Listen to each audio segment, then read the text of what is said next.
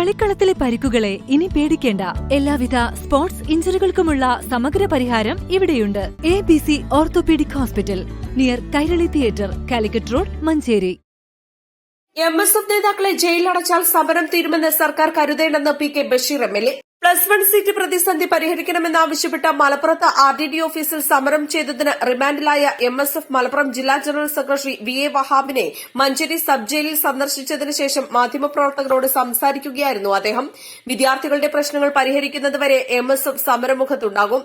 ആ സമരത്തിന് മുസ്ലിം ലീഗിന്റെ പൂർണ്ണ പിന്തുണയുണ്ടാകും. വിദ്യാർത്ഥിദ്രോഹ നിലപാടുമായാണ് സർക്കാർ മുന്നോട്ടു പോകുന്നത്. ഇതിനെതിരെ പ്രതിഷേധ പരിപാടികൾ ശക്തമാക്കുമെന്നും അദ്ദേഹം പറഞ്ഞു.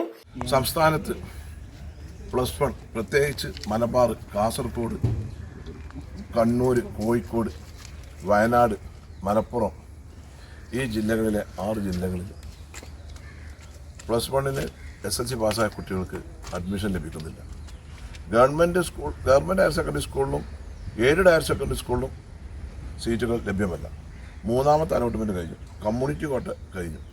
ഇപ്പോഴും ഉദാഹരണം പറയാം, മലപ്പുറം ജില്ലയിൽ 36,000-ഓളം കുട്ടികൾ സീറ്റ് കിട്ടാതെ നിരാശപ്പെട്ട് നിൽക്കുകയാണ്.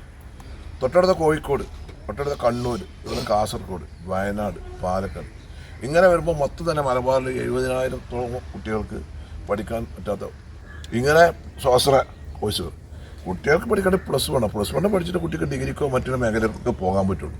അതിനുള്ളൊരു അവസരമല്ല. ആ അവഗണനക്കെതിരായിട്ടാണ് MSF കഴിഞ്ഞ കുറച്ച് ദിവസങ്ങളിലായി സമരം ചെയ്തത്.